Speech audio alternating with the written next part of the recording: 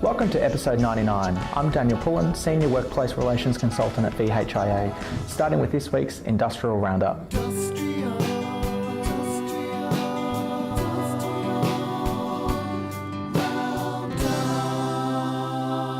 So starting with community health and the Health and Allied Management and Admin Agreement. So that agreement is in the final stages of approval with the Fair Work Commission, with Deputy President Millhouse providing us with a list of matters that are both wage and non-wage items to consider for undertakings. We'll be advising each of the community health centres of what matters are required for this undertaking in the coming days.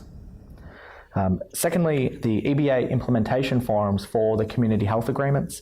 In Bulletin 2409, we advise members of the upcoming EBA implementation forums to be held at the VHIA offices in Footscray. These will occur on the following dates. Tuesday, the 19th of March, for Health and Allied Management and Admin and also the Social and Community Services Agreement. And Tuesday, the 30th of April, for health professionals and the audiologists, dietitians, pharmacists and psychologists agreement. So moving now to the public sector and starting with the regional forums. On the 5th of March, Hepburn Health Service hosted the first VHIA Rural and Regional Forum of 2019, during which we provided an update on the progress of matters since we last met in October. We also introduced members to our bargaining framework. We're scheduled in the following locations for our rural and regional forums in March and April. On the 15th of March, we are at Inglewood and District Health Services. On the 26th of March, we are at Hesse Rural Health Service. On the 28th of March, we are at the Kilmore and District Hospital. And on the 5th of April, we are at Gippsland Southern Health Service. So moving now to the Health and Allied Management and Admin Agreement for the public sector. The Service Delivery Partnership Plan Working Group meeting is scheduled for the 13th of March. During that time, we'll be discussing theatre and instrument technicians, in particular the Grade 5, Grade 6 and management translations. The workplace trainer funding has been revised in consultation with our members and the Health Workers Union, with a final version to be issued to members shortly. Moving now to medical specialists and the savings process. The parties returned to the Fair Work Commission on the 4th of April to continue discussions with Commissioner Gregory. In the interim, we'll be continuing central discussions with the AMA, with weekly meetings scheduled with the AMA, and we'll also continue discussions with individual health service about the finalisation of their health service specific schedules. Moving now to nurses and midwives. The NUM-MUM review is still progressing, and we're engaging closely with members to resolve implementation issues. Translations and salary circulars following the NUM-MUM review will be issued in early to mid-March for implementation from the first full pay period on or after the 1st of April. Finally, for the general dentists and biomedical engineers agreement, VHIA has received correspondence from Deputy President Coleman on the 1st of March 2019. We are in the process of responding to those concerns that have been raised by Deputy President Coleman and will be engaging with health services directly about the development of undertakings. And now for the weekly update.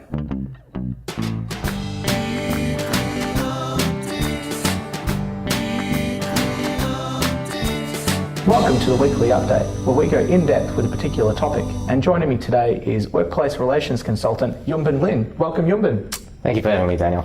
Now, Yunbin, you've done this before. Please show to our viewers what is under the hidden box of wonder.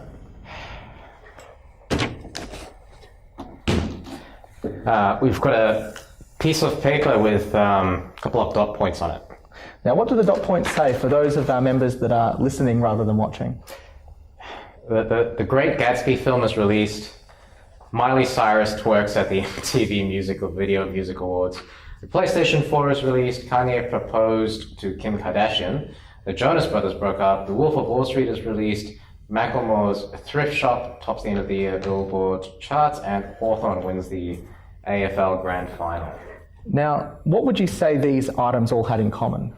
As a esteemed Kanye West historian, I would say that this all occurred in the year 2013. That is correct. So all these events occurred in the year 2013.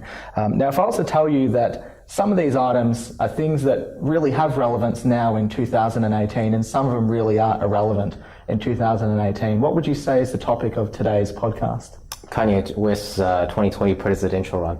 Look, that is close, and that's got to be the best guess I think I've ever heard in the 99 episodes we've had.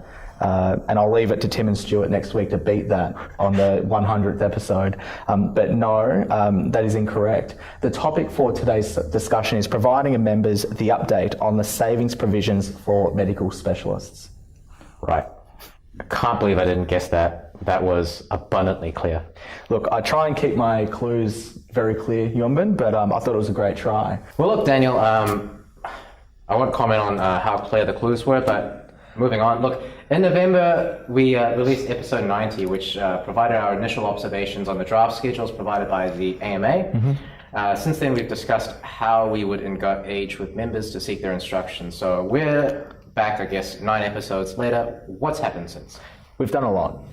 So since November, we've held discussions with each of the 22 health services who had a pre-2013 collective agreement. Majority of these meetings we did in person. We developed and revised schedules incorporating each of those 22 health services' instructions and responses, and provided to each of those 22 health services for feedback, authorisation, and final instruction a revised schedule. We've also met with the AMA on over 15 occasions to progress items that have both sector-wide and individual health service implications, and we've also attended 4 conferences before Commissioner Gregory. All right, so let's break that down. We advised the health services going into this process that we'll be seeking their instruction and I guess their own response to their own individual schedules. Yeah, that's correct. So we made it clear to the AMA that while we are the central point for the purpose of these discussions with the AMA, it will be our members who will provide their instruction and response for their own individual health service specific schedule.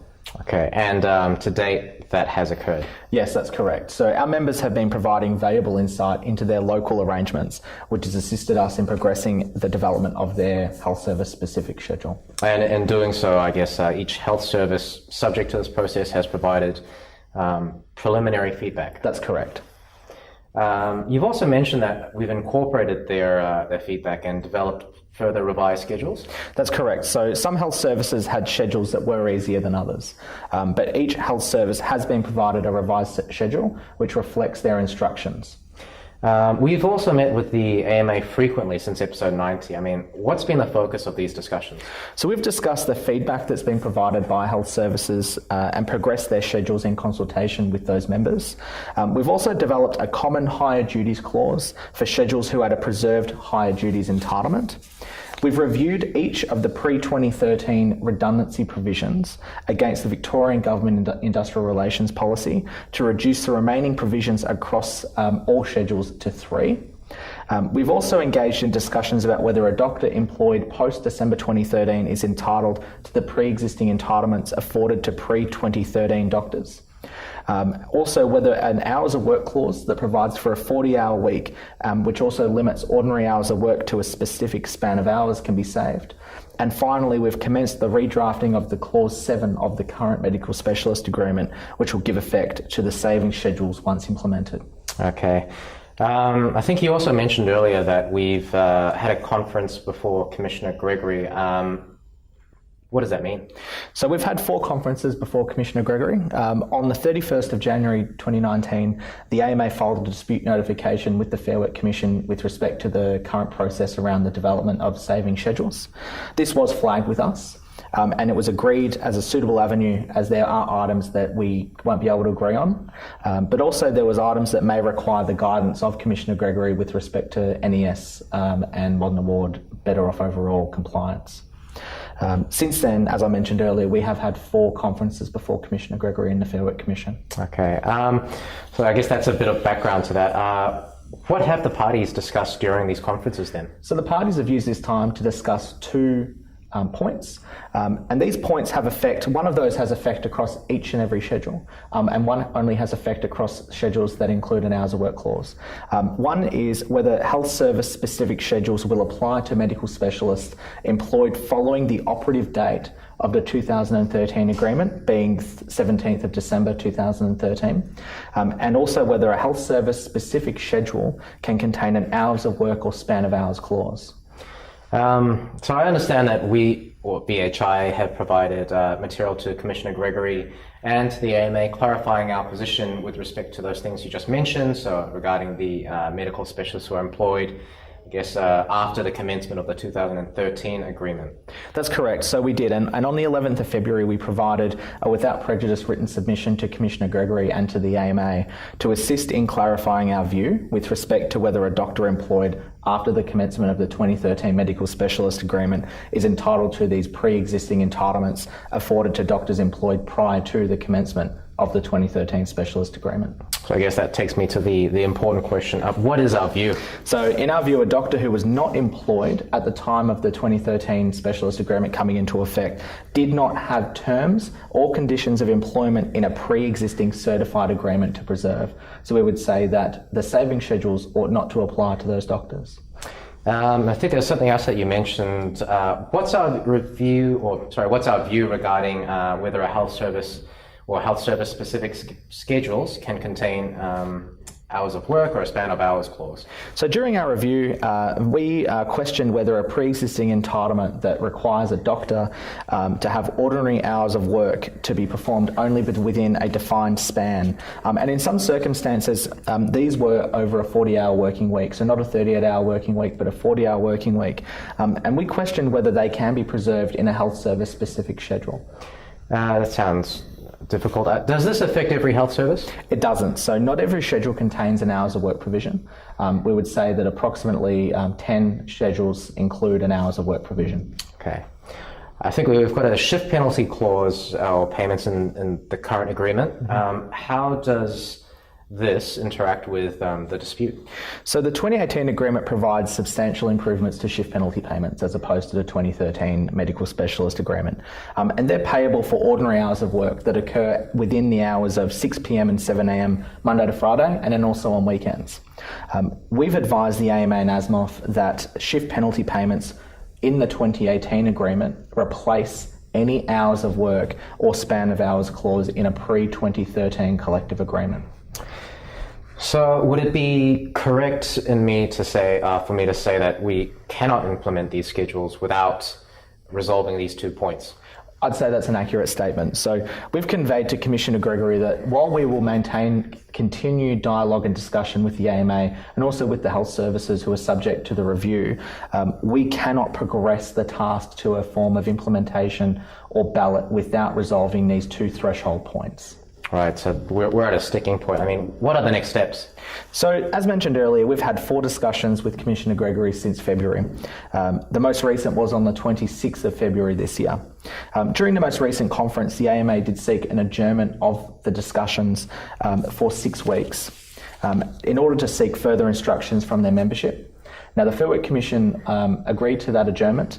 However, Commissioner Gregory has requested that the AMA provide a written response and update on the matter by 29 March 2019 to both VHIA and the Commission. So the parties are scheduled back at the Fair Work Commission before Commissioner Gregory on the 4th of April this year.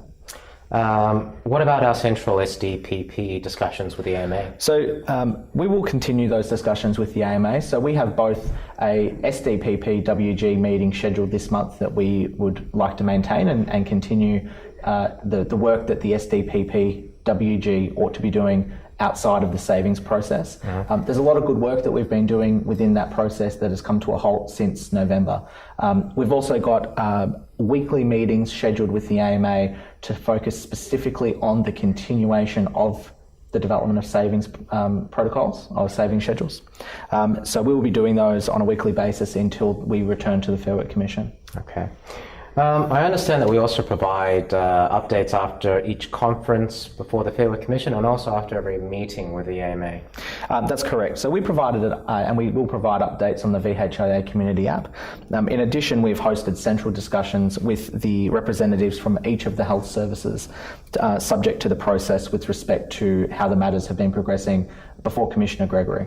Okay, so I guess what does the next few weeks of work look like? So as mentioned earlier, we're meeting with the AMA on a weekly basis and we'll continue to engage with health services with respect to them providing their instruction and authorisation for their own health service specific schedule. We note that we can only take those discussions so far because we still have the 2 threshold issues that are subject to the dispute in the Fair Work Commission. But we will review the written response that's due from the AMA by the end of this month and we'll prepare a response to that material from the AMA and provide a further update on individual health service specific schedules prior to our conference on the 4th of April 2019. All right, it's very informative. Wonderful. Well, thank you so much, Yunbin, for joining me today. Thank you.